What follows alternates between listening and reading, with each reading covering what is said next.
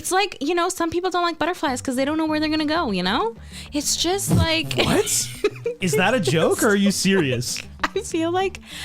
What are you saying right now? You know what I mean, guys? When the butterfly flies, well, that's scary. Welcome to the Rom-Com Rewind podcast.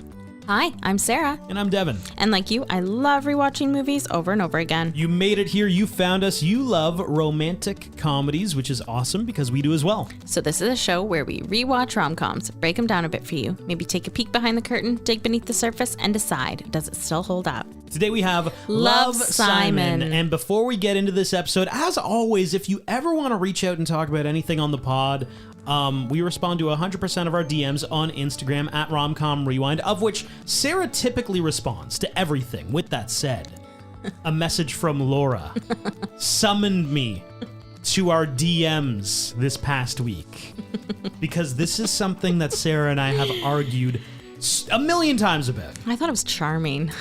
I'm gonna read Laura's message not. verbatim. Full transparency. It's a little harsh on our girl Sarah here. Laura says, hello, I've listened to all your episodes, and every time I mean to message you about your cheese rating, I can't hold it back any longer. I hate to say it, but Sarah, you are wrong. I did not pay Laura to say this. This is coming from It's not a paid sponsorship. a genuine piece of her heart. She says, you rate the amount of cheese, which then throws off your overall rating. You should be rating whether you liked the cheese or lack thereof. If you don't like cheese and give a movie a low score because there isn't a lot of cheese in there, you are doing the exact opposite of what you should be doing. If it has a lot of cheese that you don't like, rate it a 1. If it's not super cheesy and you like the movie because of that, rate it a 5. I hate to tell you, but your rating for every episode has been thrown off by this. Devin is right on this one. I love the movie Something's Gotta Give, and that was the last straw that broke the camel's back for me when I heard your score. If you had rated cheese properly, your overall score would have been higher. Okay, I feel better now. I said my piece. Good night. I still don't get it. How do you not get it? Oh, Sarah. Oh, no. Oh, God. Okay. I'm going to have to reflect. Okay. You know what? I've got a great example here. Okay. Of how we can talk about how the cheese... Because I always said it's not the quantity of cheese. It's not whether or not cheese exists. Right. It was that cheese good or not? So, I'm going to throw you a scenario. 3 different movies with Ferris wheel moments. Ferris wheel moments. I'm going to tease ahead because Love, Simon, the movie we're doing today, has a Ferris wheel moment. It does. A little bit cheesy to do a Ferris wheel, like, oh, we're going to wait at the Ferris wheel and see if so-and-so comes along. A little cheesy. Yeah. But, like, it was well done. It was well established. Never Been Kissed Ferris wheel scene where Drew Barrymore is flirting with her teacher and he says something about, like, ooh, I can't date a student or whatever. Oh, yeah, that's gross. You just cringed right there, right? Yeah. Cheesy Ferris wheel scene doesn't come off as nicely, right? And then throw in The Notebook with a Ferris wheel scene where Ryan Gosling is hanging off the Ferris wheel until Rachel McAdams goes out on a date with him. You're nodding your head again, right? Yeah. Back to good cheese. So that's 3 different scenes with Ferris wheels in them, varying levels of whether we liked the cheese in those scenes, right? Okay. I will do better. We're not talking about whether or not cheese exists. We're talking about the cheese that does exist. The cheese will always be there. Exactly. It's just whether it's good cheese or bad cheese. Bingo. Okay, well, I will do better. I will do a better job. Many of you have mentioned and actually messaged us about our cheese rating, saying that you're not sure how we go about even doing it. I apologize. Clearly, it's me. I'm the problem. It's me. I'm the problem. It's me. Yeah. Thank you for the message, Laura. Mostly thank for being you. on my side. Mostly people in the DMs are against me, so I appreciate Laura for that. If you want to reach out at Romcom Rewind on Instagram. Yes. I was just going to tell Laura, thank you for listening to all of our episodes as well. Oh, yeah, absolutely. Thank you. Love, Simon is a 2018 romantic comedy drama directed by Greg Berlanti and based on the novel Simon versus the Homo Sapiens Agenda by Becky Albertalli. Love, Simon is the story of Simon Spear, played by Nick Robinson. He is a high schooler living in a suburb in Atlanta, Georgia. Simon is gay, but he's not out yet. And Love, Simon takes us on the journey of Simon as he's challenged with, being true to himself and who he is while dealing with a society that doesn't necessarily accept the type of person he is. Simon's parents are Jack and Emily Spear, played by Josh Duhamel, and Jennifer Garner. We also have his cast of friends, Leah, Abby, and Nick, played by Catherine Langford, Alexandra Shipp, and Jorge Lindenborg Jr. What are your thoughts on Love, Simon? Sometimes I feel like I'm always on the outside. There's this invisible line that I have to cross to really be a part of everything, and I can't ever cross it. Me too. My name's Simon. I'm just like you, except I have one huge-ass secret. Hey! I like your boots! I said I like your boots! Goodbye! Nobody knows I'm gay. This is the first time I've seen this movie. Same. So many of you guys have messaged us saying we have to do Love, Simon, we have to do Love, Simon, we have to do Love, Simon. I am so glad we did. I loved this movie. There were several weep warnings for Sarah throughout this movie. Several? I've only got the one. I have two. Oh, wow. Two, yeah. Okay. It was just such a great movie to watch. I was interested in the movie the entire time. Like, I was enjoying myself watching it the entire time. It had its ups, it had its downs. It was pure entertainment. And I enjoyed it all the way through. The writing was really good. The directing was great. Thank you, Greg. And thank you for all of your other superhero movies TV shows that you do. I've got a thing about that. We'll get to that. Okay. His yes.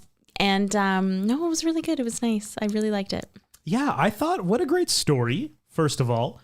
You definitely understand the cultural significance of this film and why, outside of just being a very well done story, like, there is an importance to this film and the topics that it handles. Mm-hmm. Not only that, the way it tackles those topics, because it's very easy to do this poorly and to not represent the community you're talking about in the right way. Yeah. And that we've seen films do it the wrong way in the past. From start to finish, it's just really enjoyable. Even when you can guess, like, kind of the next step, like, oh, I know what's going to happen here. They kind of do, like, fall into some of the classic, like, it's a high school rom-com in its essence. So some of the beats that are going to happen. They still do a really compelling way of telling the story. And you really feel for all the characters, except for one.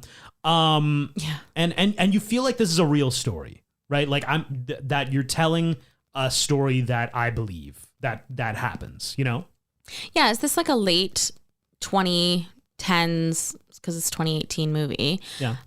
Revival of the teen high school rom-com. Like, this was done really well. There has been, you know what? And I have to say, like, The Duff was also done really well, but yep. This specific teen high school rom-com was done really well. Totally. There's not a lot of movies, as of late even, that can really rival the 10 Things I Hate About You, the other high school rom-coms that were kind of in the late 90s, early 2000s. And I think this one kind of hits all the check boxes. Checks all the boxes. Totally. I agree. Yeah, this one nails it. If we're talking about recent high school rom-coms, maybe To All the Boys. I was just about to say, I would have to say To All the Boys, really well done. The Kissing Booth, I think there's people who love it, there's people who don't. Fair enough. But I do think To All the Boys hits those boxes as well. Let's dive in. So the movie starts with an overview of Simon's life. What song, Sarah? Oh gosh, you know what? It was good. It was really good. It is a song used in pop culture often. It's the Oogum Boogum song. The Oogum Boogum song? Do you remember? Oogum Boogum. Oh, yeah, exactly. I do. I feel like I never knew the name of the song, and then I looked it up because I was curious, and I'm like, oh, it's literally called Oogum Boogum. That's the first two words. I of the don't song. know if I'm happy about that or sad. It's just very. I'm kind of happy it's called that. Of course, it's called Oogum Boogum. Sorry, keep going. So, he has a pretty great life. Mom, dad, sister, great friends, great life. One big secret, that he is gay, but has yet to come out. He hits on the guy who does the lawn across the street. Very awkwardly. Totally. Simon. And pretty obviously, I think. Anyway, nice boots. Yeah, just has no idea how to talk to this person, which makes Simon so endearing, I feel. Oh, he is so endearing. He is just such... You automatically like him. And, I mean... an introduction to a character, I think it was a pretty cool way to introduce, his life. I liked how, his sister, we kind of see that, she's an aspiring chef, and the mom's a therapist, and the dad is just such an emotional wreck half the time, and I love it. Well, yeah, I like that they teed it up that, my dad was a high school football star, but he's not your classic, he's... married the valedictorian, and they didn't peak in high school. Yeah, I love the way they represent, they explained that story. Kind of just like a solid family. Yeah. So he gets to school. Before that, he picks up all of his friends, and they run on coffee or caffeine. And we don't really stay at school long. We get back home, and it's TV night. So the whole family sits down, gets takeout, and watches TV. They're deciding what they're going to watch. And the dad says, we're not going to watch The Bachelor, because the guy on The Bachelor, he's so fruity. He's got to be gay. And and that kind of makes Simon feel uncomfortable, and that he knows, though, which I appreciate. He knows that his family would absolutely support him in this, but he's just not ready to come out yet. So after TV night, his dad shows Simon a video that he's putting together to give his wife, so Simon's mom, for their 20th wedding anniversary. And Simon stops and says, this looks like a fourth grader did it. And the gift had to be homemade. So Simon does throughout the movie kind of help him with this project. So that's just kind of like a side piece, because you do see it near the end of the movie, which it's really cute. And it's adorable. It is adorable. It's Classic, really well done. What are his parents, Gen Xers?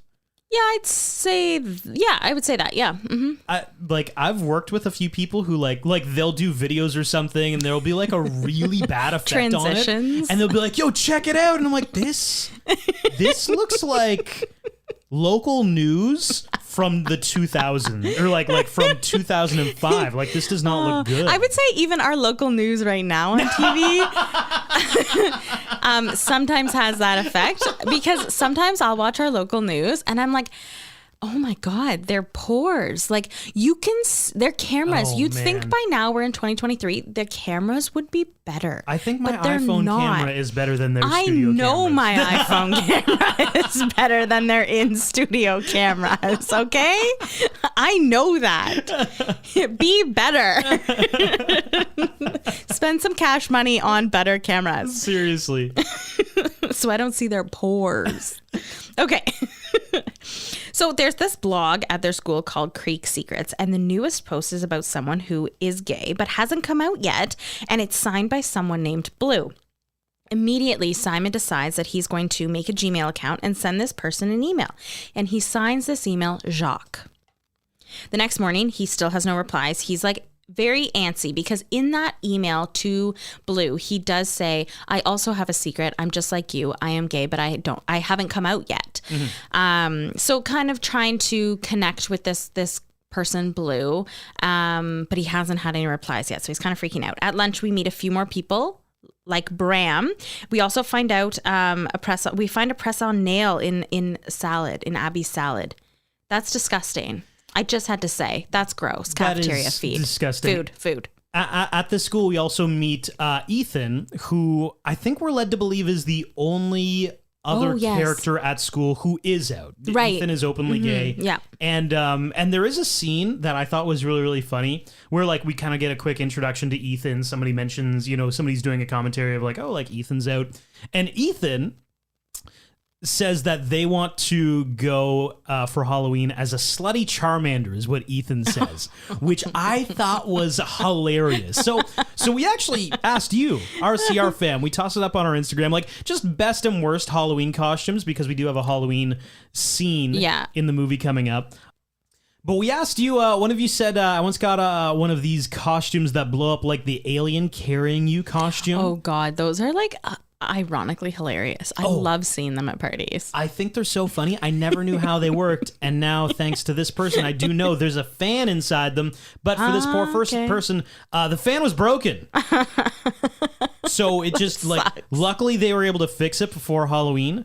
But not a good look when you're like supposed to be getting carried by an alien, and it's just not working out. Yeah. And then we also got a message about Ghostface from Scream, how this person went to dance as Ghostface, which is always creepy. And they said that they did see some of their classmates, and then they like purposely like slowly started creeping them out by like tilting their head and walking towards them. And this is why I don't like mascots. Oh, this is why you don't like mascots. One of the reason, because amazing, yeah. Because tell us. You don't know who's under there, and it's just kind of creepy. They're so creepy. You don't know who's under there. It's like, some people don't like butterflies because they don't know where they're gonna go. It's just like what? Is that a joke or are you serious? I feel like. What are you saying right now? You know what I mean, guys? When the butterfly flies, well, that's scary. It's like bugs. You don't know where they're going to go. Hold on. Are you the person who doesn't like butterflies because you don't know No. I just feel like I heard that once. And, okay, but back to the mascot thing. They just they want to hug you. What are you doing right now?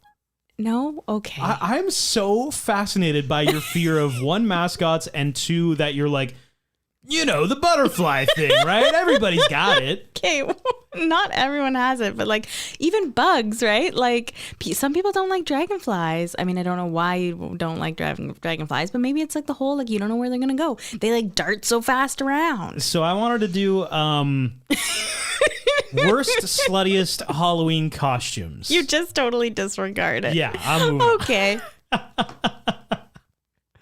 Can I interest you, Sarah, in a mean one, sexy movie character costume is what it's called. I'm going to show you my screen here. What is that? That's the Grinch. That's a sexy Grinch costume. No, it's not actually. It's just green furry fuzz as a costume, and it's really short, and it's showing a lot of leg and it's showing chesty. Lots of skin.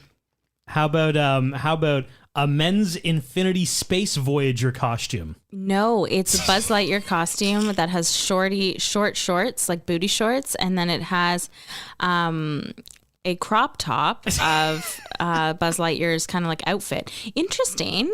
On sale right now for $63. Thank you, Yandy. There's also a snake in my boot costume. Same site. Can only imagine what that looks like. Oh, it's a female sexy Woody. And what's it called? The snake in my wood. Snake in my boot. Same shit. What? Can I interest you in a Fab in the Lab sexy cartoon character costume? This is gonna ruin your childhood. It's a Dexter's Laboratory. Oh my god, I was just about to say, is this Dexter's Laboratory? Yeah. Ruined. Female costume. It's kind of like a unitard. Is that what they call it? It's a one piece. It's a one piece. I have no idea. Unitard. I love it. Clothing. Yeah. It's a lot. She's got purple gloves on with a orange wig, some round glasses, and then the onesie is a lab coat, and then high black boots. I don't know how I feel about this one. It's up. It's a sexy cookie seller costume. Yep. It's a sexy Girl Scout. It is. Which does not feel good. It's awkward. How about a sexy minion? Oh my god, I actually think this would be hilarious. Oh yeah, right? I feel like a sexy minion could be funny. You know what though? I have to say, I mean, I think a lot of us have been there. I was a sexy sailor. At least a sexy sailor, you can kind of see it. Sexy pirate, ooh, a sexy witch, sure. Sexy Dexter's Laboratory, Sarah. No, that's awkward. Don't try to normalize. It's too sexy weird. Dexter's Laboratory. It's too far. That's too far. There's even a sexy banana bread costume. How do you sexualize banana bread? So it's a tight brown dress with bananas on the front. That's all it is. That's terrible. That's You know all what it though? is. It's like when a group of girls will go as like spices and be the Spice Girls, but they're all really tight dresses of spices, At least right? that has some creativity and it's interesting and And it's it's a actually group named costume. Appropriately? Yes. Yeah, fair enough. Sexy banana bread is like, Yeah, I'm no, just gonna that's put bananas that's on my awful, chest. awful. Okay. And it's like saying you're like a sexy piece of bacon, right? Just wearing like a tight red browny thing. I'm sure dress. somebody's done it. I'm absolutely sure I'm that sure somebody's done it. At play practice. So Simon is in a play and they're doing cabaret. It's an absolute disaster. But after practice, he goes to pick up his phone. Earlier on in the day, the vice principal took away his phone and he was like, he's been itching to see if anybody has emailed him. He did get an email from Blue. It basically asks if he's told anyone and if it's the same secret that he has. At school, Simon is finishing an email to Blue, but gets distracted by the vice principal and he forgets to send it. He ends up getting up and leaving for class. And Martin, we meet this character, Martin. He is an interesting character throughout the rest of this movie. And he goes over and uses the same computer that Simon was just on. He finds that email that wasn't finished and he starts reading it. At lunch, Simon pulls out Oreos and Bram comes over to the table and says, "Oh, Halloween ones are the best." I mean, pretty clear we think that it's Bram at this point. Then Bram tells the group that his aunt, got everything stolen from her from this guy. So she's going out of town, but he's throwing a Halloween party. That later on that day at play practice, Martin follows Simon out of the stage area and tells him that he used the computer right after him and he pulled up his account and actually read all of his emails. Not only that, Martin screenshotted all of his emails and he's blackmailing Simon to be able to go out with Simon's friend Abby. Martin is continually and consistently the worst, most despicable. I would put him up there in like, are you one of the worst rom-com characters of all time? Yeah, I would agree with you on that. Like Rose's fiance in Titanic. Martin's pretty close to being as shitty as him. Like he gets on the lifeboats with the women and children. No. I think Martin is in that same category of how horrible somebody can be. Keep going. So it is Bram's Halloween party and Simon shows up with his best friend Leah as John Lennon and Yoko Ono, which I think is hilarious. And Leah's kind of acting weird. Leah asks if Martin... Okay, so Martin shows up as a Freudian slip, which I actually think is hilarious. I wish it wasn't Martin, but it is Martin who wears it. I do think that whole thing is pretty funny, though. Leah asks if Martin coming is Make-A-Wish situation, which I thought was really funny. That was a funny joke. It's awful, but I did burst out laughing at that. It's awful, but funny. So Martin is chasing after Simon's friend Abby, but Simon's friend Nick is also chasing after Abby. To get Nick out of the picture, Simon lies to him and makes up this guy, Jonathan, in college so that Nick doesn't go ask Abby out so that Martin can have a chance because Martin is, in fact, still blackmailing Simon. Back when I said, like, there are some high school rom-com beats that this film goes through and you're like, okay, I know how this is going to... This was one of them that I'm like, okay... Yeah. We know what's going to happen here, but keep going. Definitely. So at the party, they play Beirut, which I think is just beer pong. So what we would call beer pong. Yeah. Is that actually like, I really want to know. Do you in guys Atlanta, call Georgia, that? maybe it's a different... Yeah. Do you guys call that Beirut? Anyway, I was very interested in that. Bram and Simon are one team and Abby and Martin play against them. Then there's karaoke. It's a thing. Simon's totally drunk. He's going to tell Bram that he thinks that... he's Blue and that he's Jacques, but then he finds him making out with a girl in a room, and so he no longer thinks that it's Bram. Simon gets home and his parents are literally the best. He gets home and he's drunk, but like his parents are just like totally fine with it. Leah sleeps over and she asks if he ever feels weird that he doesn't, doesn't fit in. Do we think Leah likes Simon at this point? Absolutely. It was so obvious. And then, I mean, yeah, it totally was. But Simon thinks that she's in love with like Nick. And so Simon makes a good point in his email to Blue saying, I've been thinking about why I haven't come out yet. Maybe it's because it doesn't seem fair that only gay people have to come out. Why is straight the default? And this was my best scene, actually. Okay, because you're going to talk about how he signs the email as well? I can at the end. Yeah. But I appreciated this scene so much and how it was done and also what it accomplishes, because it accomplishes something that's difficult to nail, which is like we're talking about from the standpoint of an underrepresented group, and we're talking about subject matter that, let's call a spade and be straight up with each other. Like, I'm never going to understand what it's like to come out. Full stop. I can't relate to that scenario. Yep. But we have this scene depicting like the same scenario that those who come out have to go through. Like, you flip it on its head and say like, what if? And then you play it out in a really funny, comical way. Like, all of these characters in this film having to explain to their parents, like, no, like, I'm straight. And they're like, what? Like, I'm straight. I'm sorry, Mom. It's true. I like girls. I like men.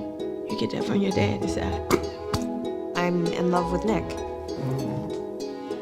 I feel like I've been raising a stranger. Yes, absolutely, you have. I'm heterosexual. Oh, God, help me, Jesus, please. And I think it also goes to show that like how our society has focused in on normal versus not, when it's not. Like, it's not that, or it shouldn't be that. It shouldn't be a normal is straight, because normal is whatever you want it to be, and it's whatever everyone is. Like, the whole love is love, right? Like, it's the way our society has, I guess, focused in on or been developed over years. And I liked, like you said, how this movie kind of portrays it and flips it on its head.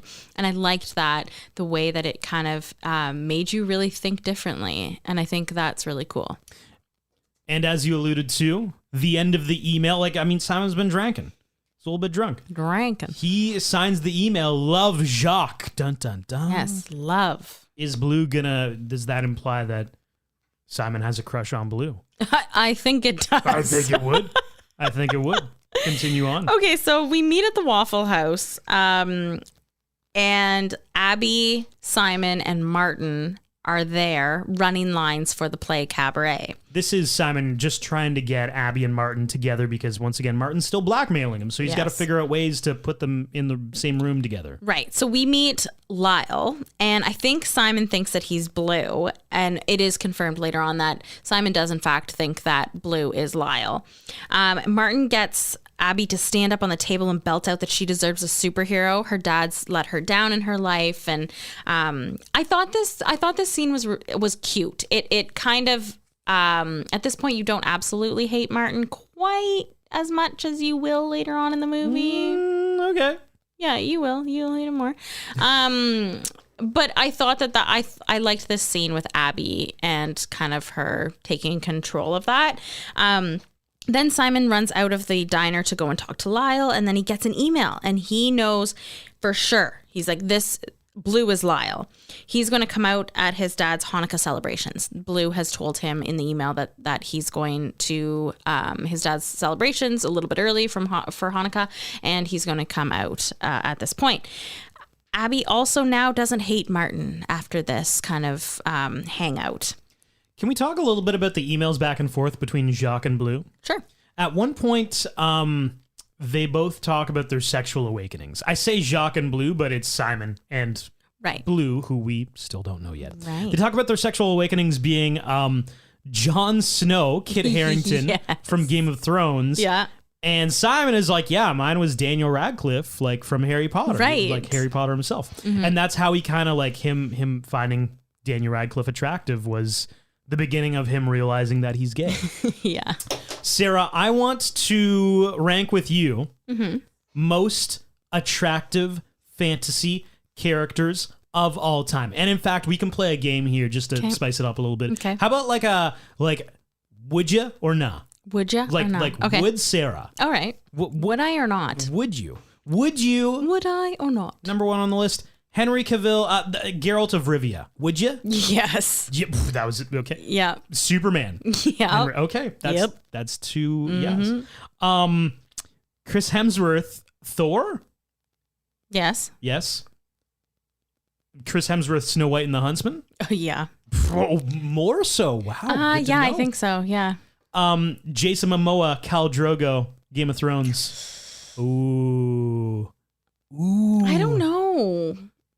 Nah, just because the way, I don't know, it was this like those scenes were no. Yeah. Okay. No. How about Jason Momoa, Aquaman? Yes. Yes. Okay. There we go. Jason Momoa, yes. Tom Hiddleston, Loki. No. Wow. You know what though? Tom Hiddleston as like a Everybody human. loves him. Yeah, but like not as Loki, but as like Tom Hiddleston, yes, I would. How so about much. Aidan Turner in the Hobbit trilogy? Look up Killy in the Hobbit. How do you spell Killy? Kili.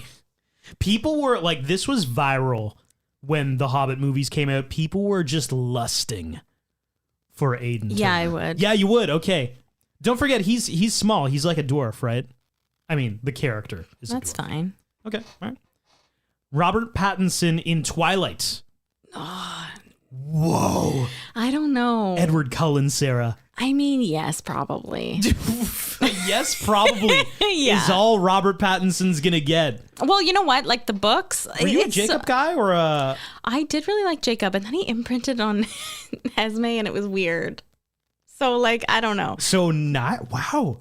So, like, I mean, I was definitely, I don't know. I can't remember if I was Team Edward or Team Jacob. I think I was Team Jacob for a while, but then I think I ended up being Team Edward. So there you go. Yes, all yes, yes. Orlando Bloom as Legolas. Hell yes. I couldn't even spit it out. Wow. Yeah, Okay. Orlando Bloom. In what? I'm assuming Pirates of the Caribbean? No, Legolas. Oh. I said Legolas. Oh, yes, that. Yeah. I mean, Pirates of the Caribbean as well. Which one more so, though? Pirates. Really? Yeah. I remember our high school like went to the movies. Like our class went to the movies to see like Oh, that's cool. I think the Two Towers, like the second one. Sweet. And every time Legolas is on screen, the girls just oh my god, like they were freaking out. I mean, yes to Legolas, He but would literally do nothing and they'd freak out. I had Pirates of the Caribbean, whatever, Orlando Bloom poster on my wall. So, yeah. Let's try to squeeze through the rest of these. Richard Madden, Robb Stark in Game of Yeah. Thrones. Yeah. Okay. Yeah. Ian Somerhalder, Vampire Diaries. Oh my God, yes. All right. You know what I'm noticing? Like these are like 95% yeses. Are we gonna have any no's? I did give you a no. Are we? Well, yeah.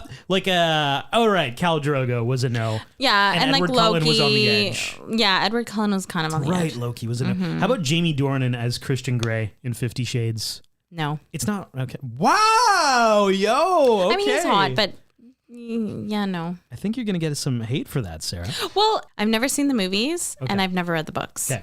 So I can't speak about it. How about Alexander Ludwig? He was, or is it Ludwig? He's Cato in the Hunger Games, No. and he's Bjorn Ironside in Vikings. No. Okay, no. Nikolai Coster-Waldau, Jaime Lannister, Game of Thrones. No. You know what? He is hot, but no. He has sex with his sister. Yeah, That's kind of no, weird, right? can't. Uh, Yes, that is weird. Chris Pine as Captain James T. Kirk in Star Trek. Yeah. Okay. Wow. And that's what we have. So that's like 16 yeses. Yep. A maybe for Edward Cullen and like 2 no's. So how about those hall passes? I'm just Wow.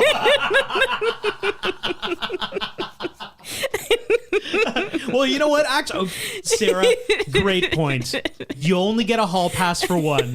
So pick. Oh my God. Yeah, pick. I only get a hall pass for one. Henry Cavill, I think. Wow. Yeah, I think so. I for sure thought you were going for Ian Somerhalder. Everybody loves him. Oh no, sorry, I forgot about him. Ian Somerhalder. On the car ride home that night though, after the Waffle House, Simon does tell Abby that he's gay, and then he asks her not to tell anyone, which she's totally fine with. This was actually my first weep warning. Oh, really? When he told Abby, because I actually thought that it was such a beautiful moment between the two of them. Because she is absolutely, like, she doesn't care. And I thought that was so nice. And then she says, you know, like, that's great. I love you. And I just thought that was really, really beautiful. And then he's like, I love you too. And it was just a really cute moment. So that was my first weep morning, guys. Simon emails Blue letting him know that he did come out to his friend Abby. Well, he doesn't say her name, but that he came out to a friend, and he gets a text saying that he told his dad, an email saying that he did tell his dad, but he doesn't want to meet or tell each other who they are quite yet. So A little while later, Nick wants to tell Abby that he likes her, but Simon tries to divert him to Leah and tells him that Leah actually likes him. Leah goes to talk to Simon about Nick asking her out on a date, and Simon kind of presses Leah to go, yes, oh my gosh, yeah, you guys need to go out on a date, go to dinner with him. So again, this is solely because Martin is blackmailing him. And we also, once again, know how this will end not well for Simon. Yeah, so at homecoming, so there's a homecoming football game, and Abby tries to show Simon what to say when a guy is hot. So they're walking on the field, they're going to get coffee, and she says, okay, like, you know, do you find that guy hot? And he's like, yeah, like, I don't know, I've never really done this before. I've never been able to talk openly with someone about this. And so she kind of like teaches him how to be like, yeah, like that guy looks super hot in his pants. Like, you know, it was a really cute moment again with Abby, and I thought that was really, really sweet. We then see Lyle, and it turns out that Lyle isn't into Simon. He's into Abby, and that he's straight. So Lyle is not blue. Correct.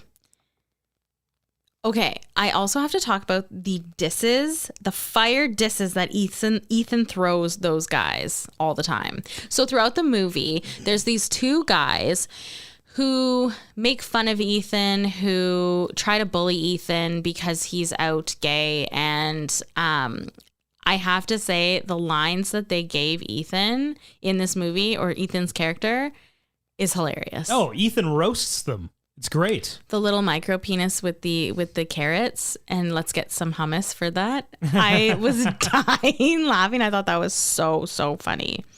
So at the homecoming game, Martin decides to take this opportunity to do a massive profession of love to Abby. He cuts off the national anthem. He does cut off the national anthem during the game, and does this long speech to Abby saying how he loves her, and he gets denied in a very nice, polite way. Thank you, Abby.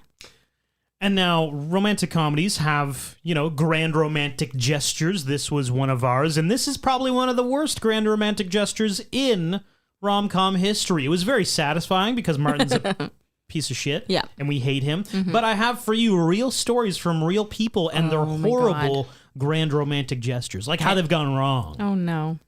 Are there any flash mobs in there? I don't think so. Nobody shows up for them, That'd be awkward. This person says, as a teen, I snuck up to my girlfriend's window in the middle of the night unannounced, hoping to surprise her. She thought I was some kind of predator or rapist, so she sent her dad outside to check it out, and he ran me down the whole goddamn streets. Oh, no. That's Calvin from Grand Rapids, Michigan. Oh, no. Poor Calvin. This next story is kind of long, but it's great. We had only been together a couple months, and things were kind of rocky, this person says of their significant other. He had been away for the weekend, and I was supposed to pick him up from his return flight. I had the brilliant idea to surprise him at the airport wearing 5-inch heels and this terrible long overcoat. With nothing underneath. Yep. God. I thought that would blow him away and reset things to get us back to a good place. I also used car paint to decorate my car windows, saying "Welcome home, bozo," and "Welcome back, idiot." Pet names. Wow, you call a pet name bozo an idiot? Yeah. All right. The whole drive to the airport, I had a massive panic attack because I'd convinced myself I was going to get pulled over for something stupid and then get arrested for prostitution. I made it to the airport. Naturally. I made it to the airport and I started to cry because I was so uncomfortable physically and emotionally. So my makeup was running. On top of that, one button on my coat kept popping open. I realized there was no way I could be seen in public in my getup, so I called him to say I wasn't coming in to greet him and we'd have to meet out front. He got out to the car and kind of liked the decorations, but was also sort of annoyed and super tired, and he was low-key kind of buzzed from drinking on the flight. He saw what I was wearing, and instead of being pumped, he saw this crying girl in a terrible trash outfit. Oh, no. I started yelling at him for drinking on the plane and not appreciating all that she had done for him. We fought the whole ride to his house, where we ultimately broke up in his driveway. Oh my God. It gets worse. Oh wow, how? This person says they were so mad and sad, but mostly embarrassed. They went to their mom's house and slept until early morning when they had to go and do event photography for this new job, this new company, having not taken the paint off the windows. So she rolls up to this event for this company, and it says, "Welcome back, idiot," on the side of her car. Oh my Great God. job. Imagine. Great grand romantic No gesture. rehire there. Yeah. This person says, I met a guy at a party and we hit it off. We hung out for weeks, made out, did some mouth stuff and hand stuff, but never went all the way because he didn't have any condoms and wouldn't do me without one. I thought it would be a hot gesture to take matters into my own hands. So one night after work, I bought a giant box of condoms, drove to his house, and left them in the mail drop of his front door with a note that read, "Let's get it on." So after leaving the package, this person goes down the street to a bar to meet some friends for a drink. The guy she is dating just so happened to be there at the bar with another girl, with a different girl. Oh. And they left that night together to go back to his place. Oh my God. So she literally gave them the Yes. means To to have hook sex. up. Yep. She never heard from him again. Oh my God. Oh, wow. That's, yeah. This person says gave 11 years to someone and ended up tattooing her name on my face to show my devotion. Oh my God. Oh my God. Yeah. Yeah, she left No. less than a year after I got that done. No kidding. Which I feel like is more on him than on her. I mean, that's just really, really bad decision making.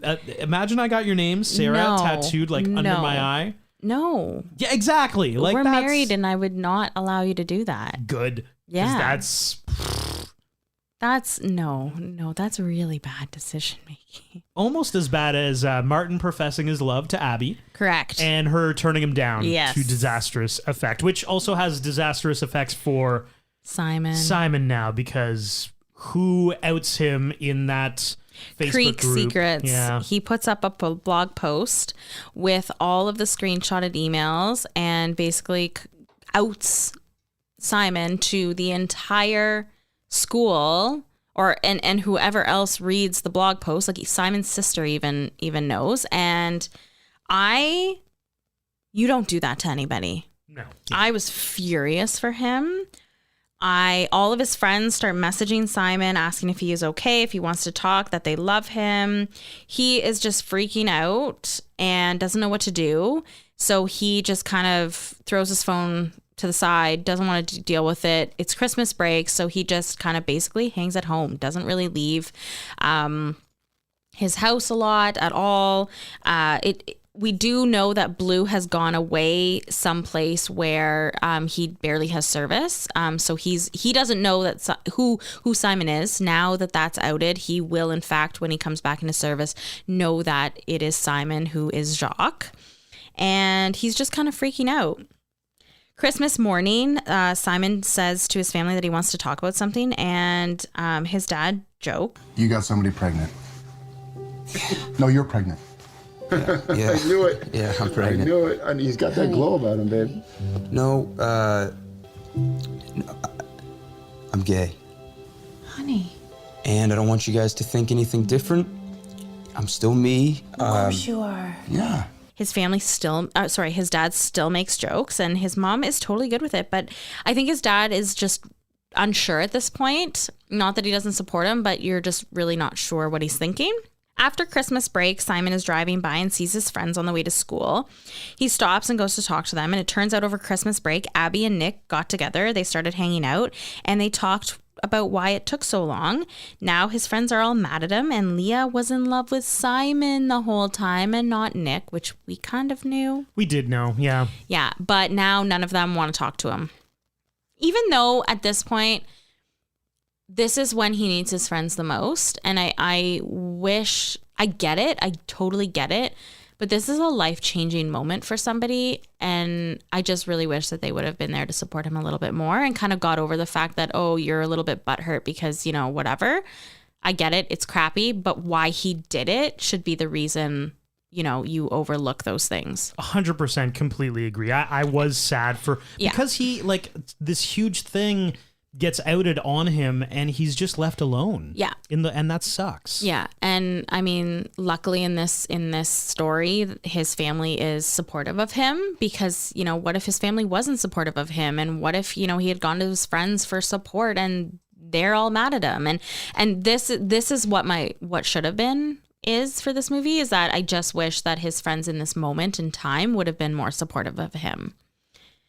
At lunch that day at school, he sits alone, and the two guys who make fun of Ethan all the time and who bully Ethan all the time come in dressed as Ethan and Simon, and they start pretending to, hit each other's like asses on the table. And then Miss Albright, one of the teachers, comes in and reams them out and brings them to the vice principal's office. Simon and Ethan go to the vice principal's office, and he makes the two guys apologize. But before that, Ethan and Simon actually have a little heart to heart. Ethan kind of says, you could have told me, you could have, come out to me, and, we could have, walked through it together, and if you needed me and whatever. And they do have a little heart to heart. And I do think that was really sweet. Martin tries to apologize to Simon later on that day. Simon yells at him, saying, like, didn't think it was going to be a big thing. I don't care if you didn't think that my coming out was going to be a big thing, Martin. Look, you don't get to decide that. I'm supposed to be the one that decides when and where and how and who knows and how I get to say it. That's supposed to be my thing. And you took that away from me. I think Martin didn't understand and realize what he was doing because he's a very selfish person. And yeah, I'm still furious at him, So Blue emails Simon saying that he can't do this anymore. And then he deletes his email permanently. He knows that it's Simon now and he just can't come out yet. And he doesn't want anyone else at school to know. When Simon gets home from school, he sits down and talks to his mom. This is my other weep warning. Really? Okay. Yes. I'll say this is my best scene. He asks her if she knew, and she says no, but she knew that he had a secret. And I thought this was a really touching moment. And there's a quick fact that I have about this particular scene, that it wasn't originally in the script. So I'm glad that they rewrote this part, to show the support that the parents had. But also just, it was a really sweet moment between Simon and his mom. If we can jump ahead a little bit, my weep warning was when Simon and his dad. Oh, yes. Simon gets home from school and his dad's just out there in the driveway working on something. He kind of calls him over and he just... Anytime dads cry, now that I'm a dad, if a dad cries about their kid, I feel like I'm always going to cry. It could be about anything. It could be who cares about the content matter? If a dad's crying for their kid, I'm going to weep too. And Josh Duhamel, like, it's just... I think it's why this film is so important because, like, his dad is from a different era where, like, those jokes were not inappropriate, and he just, like, felt so bad, and he's like, I'm just so proud of you, and I never... Eating dinner together 4 years ago, going to movies together. I'm sorry. I shouldn't have missed it. Hey, no, Ted. All the stupid jokes. I know you didn't mean them. I just want you to know that I love you. I wouldn't change anything about you. Hey, stop crying. I'm trying. It was very sweet. He does make up with Leah, and Simon says, what he did was, messed up, and he did it because he fell in love with Blue. So now we know that he's in love with Blue, but Blue has kind of disappeared on him. So Simon writes on Creek Secrets, and it's so good. This was like going to be my best scene too. I just thought the way he eloquently wrote this blog post for everyone who reads Creek Secrets, and tells Blue that after the play at 10 o'clock, he knows where to meet him. He's going to be at the Ferris wheel. And if you want to be there, I will be there waiting for you. After the play, Simon makes up with Abby and Nick as well. Simon gets on the Ferris wheel to wait for Blue to get there, but he never shows. Then last minute, Martin comes running up and says, "It's me, I love you." And Simon's like, "Dude, it's not you. Like, you outed me. Like, you're trying to, like,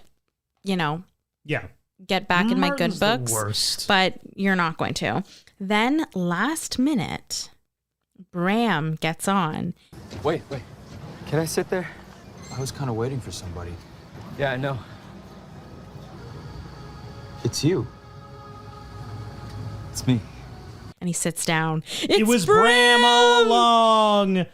And they do share a kiss at the top of the Ferris wheel. And then we do get kind of a flash forward of, the five of them going to school together. Like Simon picks up an extra person. Yeah. And it's a really beautiful ending to this really thoughtful film. Quick facts. This movie is based on the novel Simon versus the Homo sapiens Agenda by Becky Albertalli. This is the first film produced by a major Hollywood studio to feature a gay teenager protagonist. Jennifer Garner's exhale speech wasn't originally in the script. There was just a few parent scenes. When Jennifer became interested in the role of Emily, she asked the director for a scene that has her actually connect with Simon. So they built it again and wrote what would become essentially the message of the film. Just as the film went into production, Nick Robinson's younger brother came out as gay. The production code for the film was Blue, which is the pseudonym of the person Simon emails. Director Greg Berlanti revealed in an interview that there were clips of the friend group, Simon, Leah, Abby, Nick, that were filmed without the actor's knowledge. In order to capture the authenticity of a group of friends beyond the confines of acting, the director would sometimes tell the actors to cut, but have the cameras keep rolling. Many of these unscripted interactions of friends just being friends, including the dancing in the car scene, made the final cut. Love it. I love when movies do that. In Simon's bedroom, there is an Elliott Smith poster, which is a nod to Simon's favorite musician from the book, which he shares with Blue and later connects him with Blue. The words hour to hour, note to note can be seen written on Simon's wall, which is a nod to the email hour-to-hour.note-to-note@gmail.com Simon used in the book to talk to Blue. It was changed for the film to FromMyWindow1@gmail.com. In Simon's bedroom, there is a copy of Becky Albertalli's, the author of Simon versus the Homo sapiens Agenda, second novel, The Upside of Unrequited, on his bookshelf. The Upside of Unrequited also takes place in the Simonverse and revolves around Abby's cousins. On the DVD commentary, Greg Berlanti, Isaac Aptaker, and Isaac Klossner discuss the fact that it was surprisingly difficult to settle on the musical that Simon and some of his friends are rehearsing during much of the movie. In the source novel, the musical was Oliver, but the producers couldn't get the rights to that. For a while, their solution was to have the screenwriters work on an original musical adaptation of the classic teen romance movie Say Anything from 1989. That is, so they were writing an original musical for Say Anything. Yeah, which is pretty cool. Which, now that you've said it out loud, I want that to be real. Think about, like, a musical version of John Cusack outside the bedroom. The boombox. In your eyes. Yeah. Like, it writes itself, guys. So some of that musical was actually written before they decided to instead go with Cabaret, which the rights holders said was allowed as long as they didn't show certain revival versions of it. Colton Haynes appeared in a deleted scene as man who approaches Simon at gay bar, mistaking him for someone else he knows, and ends up asking Simon to dance. The scene is included in the film's home video release. Haynes receives a thank you in the end credits. Singer Shawn Mendes was invited to audition for the role of Simon, but was allegedly unable to do so as he didn't have enough time. Okay, Nick Robinson looks so much like Shawn Mendes. I have that in my notes. I'm like, really? Why does he look so much like Shawn Mendes? Oh my God, that's seriously, so funny. Yeah. Actors Kristen Bell, Neil Patrick Harris, Matt Bomer, Jesse Tyler, a few others were so moved by this movie, they bought out theaters in their hometowns so the film would reach as many people as possible. Jennifer Garner and Greg Berlanti were so proud of being a part of this that they also did the same thing. Simon's Jacques email address is a valid email address that replies with, "Why are you emailing me when you could be eating Oreos? Love, Jacques."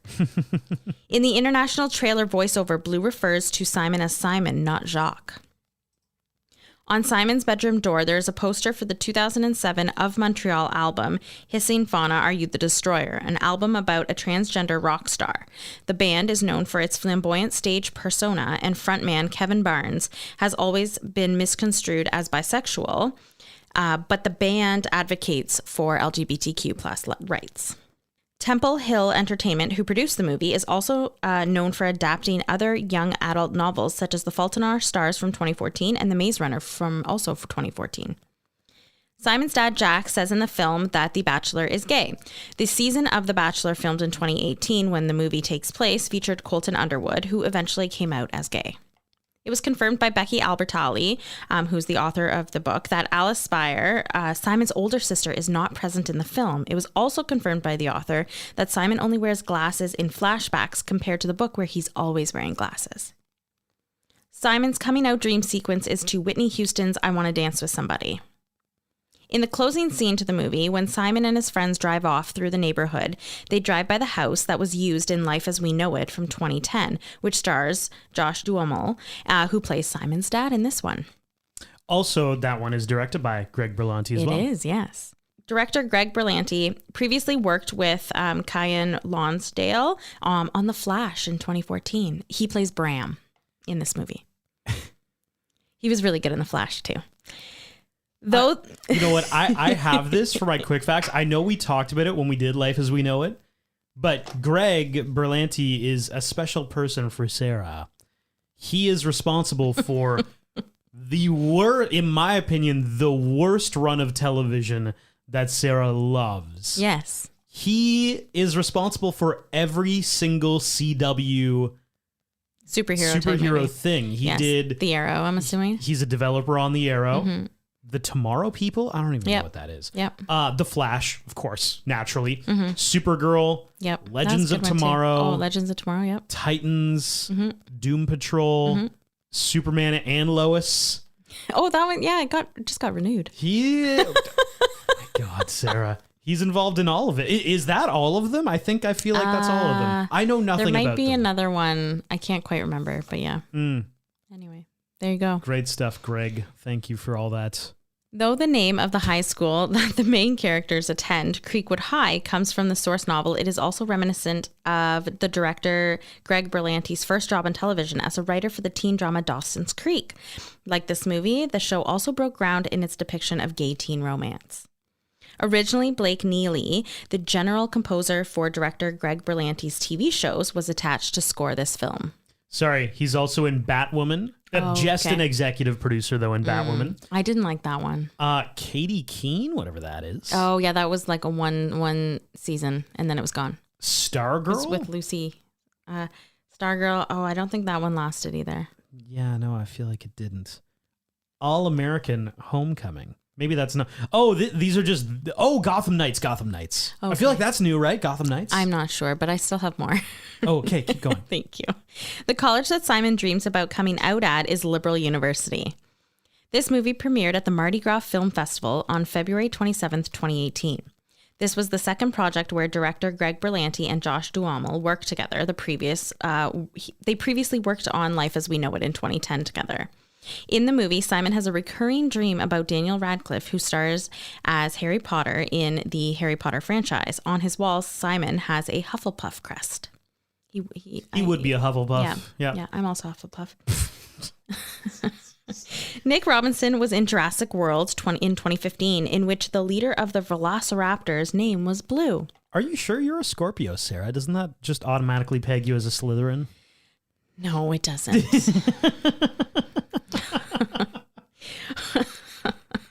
Let me get through these. Yeah, go ahead. One of the stickers on Simon's bedroom wall is a picture of a banana. This is the cover art to the Velvet Underground album created by Andy Warhol, who was also the band's manager and producer when that album came out in 1967. Warhol was gay, making this an appropriate sticker for Simon's room.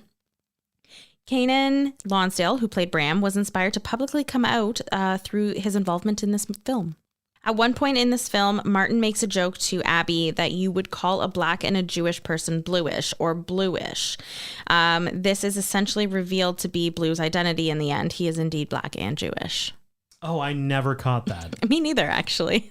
There are several little moments throughout this film which hint that Simon's best friend Leah may have some undisclosed feelings for Abby. This is further explored in Leah on the Offbeat, the sequel to the original book, although it isn't known if that story will be adapted into a movie. The last cast member to be announced was Blue. Book fans spent months waiting to discover the actor who would be playing Simon's email buddy. Throughout the whole of filming, no pictures were released of the actor. In the original book, Bram reveals the inspiration for his username, BlueGreen118, comes from his full name, Abraham Lewis Greenfeld, and his birthday, January 18th. Honorable mentions. I want to honorably mention the principal, played by Tony Hale. I like how you said that. He was so good in Arrested Development. Okay, that's what I want to talk about, Sarah, because at first blush, I thought, man, I love Tony Hale. I want to see him in more stuff. Right. take a deep dive onto this guy's IMDb, and Tony Hale is so freaking busy. Really? It's just, he does a lot of voice acting. Oh, interesting. And you get it because he does have a very he's noticeable voice. A very good voice for voice acting, actually. Totally. But yeah, Arrested Development as Buster. God, Probably so one of my good. favorite characters. When he loses his arm. Oh my God. I can't. From a seal that got loose. Oh seal. man. He was also in our other favorite show, Veep, as Gary Walsh.